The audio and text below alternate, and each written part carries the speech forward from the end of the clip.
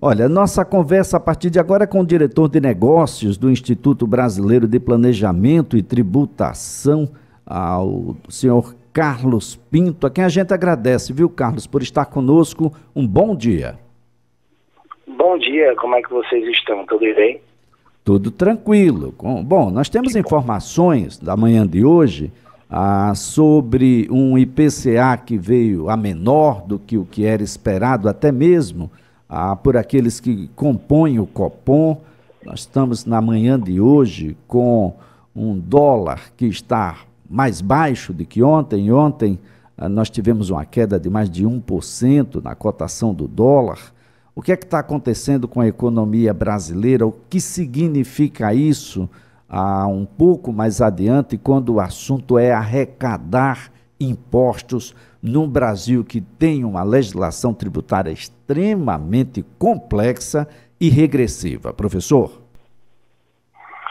Veja, a situação econômica que vem sendo acompanhada aí, com todos os impactos da tributação, é ainda muito cedo para dizer se as medidas que estão sendo adotadas pelo governo estão surtindo o efeito que eles querem, né? Então, óbvio que com 100 dias de governo é quase que impossível a gente determinar, sem nenhuma implementação ainda efetivamente dita, né? Você pode perceber que o máximo que foi feito foi no primeiro dia do governo ter havido ali a revogação de alguns decretos. A gente já determinar que esse tenha sido o motivo pelo qual, desde 2001, o IPCA não sofria uma queda, desde 2021 o IPCA não sofria uma queda dessa. Então, eu acho que é muito prematuro a gente estabelecer que tenha sido alguma medida do governo que tenha aí incentivado, obviamente, essa desaceleração da inflação.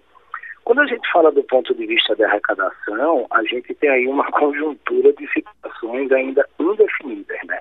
Projetos de emenda constitucional que tramitam no governo, tanto no Senado quanto na Câmara, como também aí o arcabouço que ficou de ser apresentado pelo ministro Haddad quando do seu retorno da China. Então há apenas ali questões principiológicas, onde a gente não consegue determinar os detalhes que essas leis vão fazer, mas há também ali atos ordinários que ele pode implementar, como, por exemplo, ele está querendo taxar as plataformas, né, de jogos eletrônicos, como também impedir ali as operações de ponto de vista, na visão dele, de contrabando, que são esses e-commerces que atuam, como também ele quer, de toda forma, reduzir ali o impacto da arrecadação quando a gente fala da redução da base de cálculo do RPJ e da CSLL com a questão do custeio, então, da subvenção do custeio. Então, ainda há muitas indefinições sobre o tema, para a gente, com segurança, estabelecer que esses acertos aí, essa redução, tenha sido consequência de alguma medida adotada, porque efetivamente não há ainda concretude nas medidas que estão sendo sugeridas. Elas todas estão sendo implementadas, ainda vão passar pela aprovação do Congresso, e ficamos aí realmente sem entender quais são as circunstâncias efetivas que estão trazendo toda essa repercussão, e principalmente quando a gente fala essa desaceleração da inflação. Agora, eu tenho aqui uma situação onde os empresários defendem um imposto sobre transações financeiras. Para que o ouvinte mais comum possa entender, essa proposta tem a ver com a CPMF, que já existiu, uma contribuição como contribuição era provisória para se tornar um imposto, ou nós estamos falando sobre IOF? Do que nós estamos tratando quando os empresários falam de um imposto sobre transações financeiras? A CPMF era uma contribuição. O imposto é uma outra espécie de tributo. Então, se a gente está falando de imposto, a gente está falando do IOF, que é um imposto que incide sobre operações financeiras. Porque, nesse caso, ele tem uma relação compulsória, né? Ele vai acontecer sempre, e ele não tem uma correlação devolutiva. Então, na medida que você tem uma contribuição, ela tem uma destinação. Se você se recordar, a CPMF ela tem uma correlação direta com a saúde. No caso do IOF, ele não tem nenhuma correlação direta com a sua aplicação. Então, neste caso, a gente acredita aí, pelo contexto, que de fato a gente está falando do IOF e não da volta da CPMF. Perfeito. O que é que acontece? O que os empresários querem quando colocam a proposta de um imposto que já existe? Veja, o que eu acredito que tem é um grande clamor por todas as circunstâncias de insegurança que vem ocorrendo, né? Então, pense que a gente tem uma balança de perdas e ganhos. E a gente precisa destacar que no Estado, como uma entidade, existem 3 grandes fontes de arrecadação. A primeira fonte é renda, a segunda fonte é patrimônio, a terceira fonte é consumo.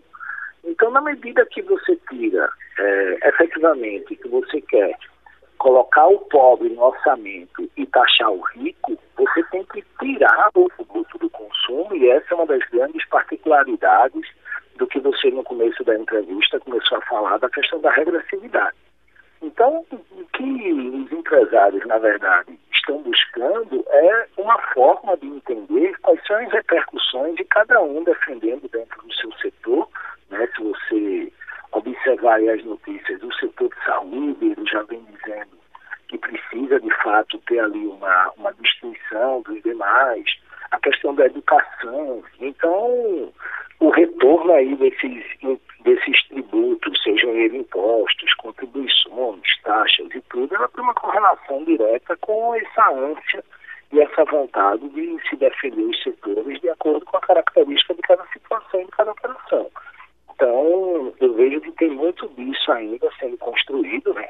Se você observar o grupo de trabalho da reforma, ele vem trabalhando insistentemente para poder conseguir equilibrar todos esses pratos e todos esses pesos, e eu vejo que a situação, como prometido pelo governo, ele vai evoluir esse ano com a reforma, né? Ele já vem falando também de alguns contextos, né? Da gente ter o CBS, que é a contribuição de bens e serviços, que seria para tributos federais, a gente tem o IBS, que seria o imposto sobre bens e serviços, lá dos impostos estaduais e municipais, no caso ICM e ISS.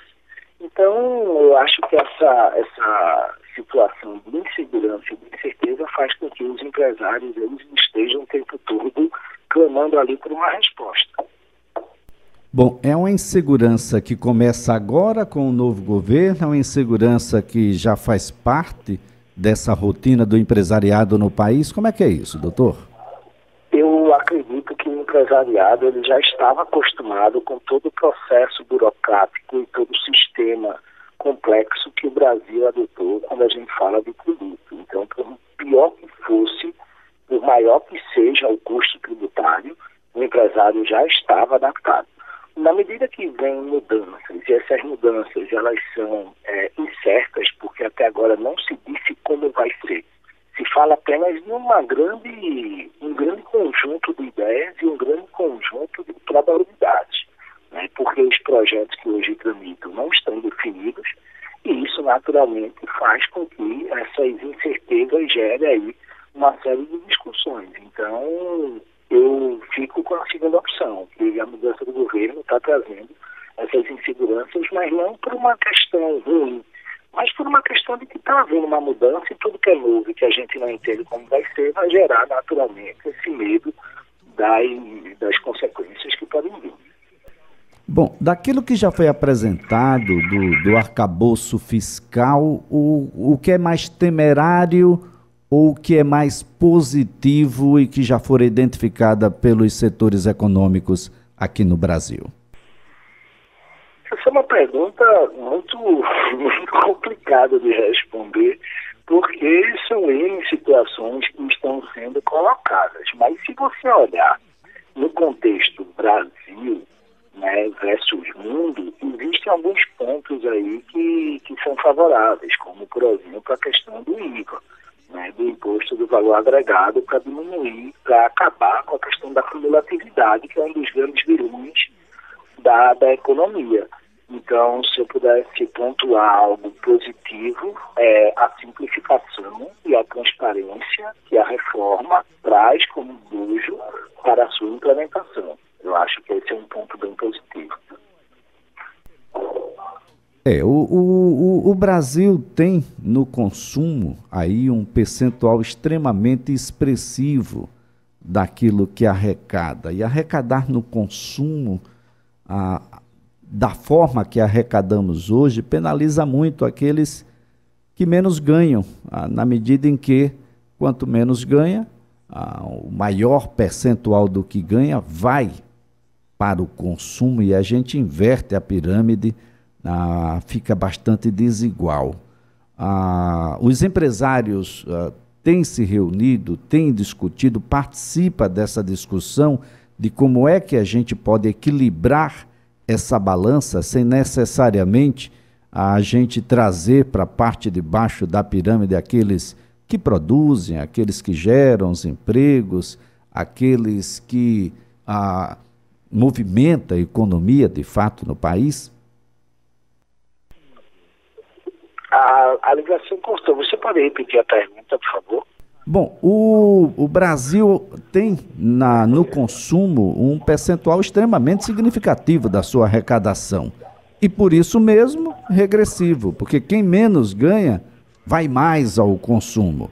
Como é que a gente pode inverter essa situação sem necessariamente trazer um novo desequilíbrio para a balança, trazendo aí para a parte de baixo da pirâmide aqueles que produzem, aqueles que geram empregos? Olha, quem paga o imposto no final do dia é o consumidor final, é o contribuinte. A empresa ela faz o cálculo, embuta no preço e repassa para a gente. O que você tem aí como posicionamento é a capacidade financeira do contribuinte, que digamos assim, subtraída quando você fala do imposto de renda. Então, o simples fato do governo já ter apresentado aí um aumento da faixa de isenção do imposto de renda, já traz naturalmente um aumento da capacidade financeira dessa pessoa física que está lá. Então, os empresários, eles clamam por uma redução de tributos, mas efetivamente quem está pagando o pato no final do dia é o consumidor final, porque o empresário repassa para a gente embutido dentro do preço. Agora, quando você olha todo esse sistema como colocado, esses pesos de renda, patrimônio e consumo, vai ser natural haver ali um aumento, das faixas de isenção. Muito bem. Professor Carlos Pinto, muito obrigado pelas informações. Até uma próxima oportunidade. É diretor de negócios do Instituto Brasileiro de Planejamento e Tributação.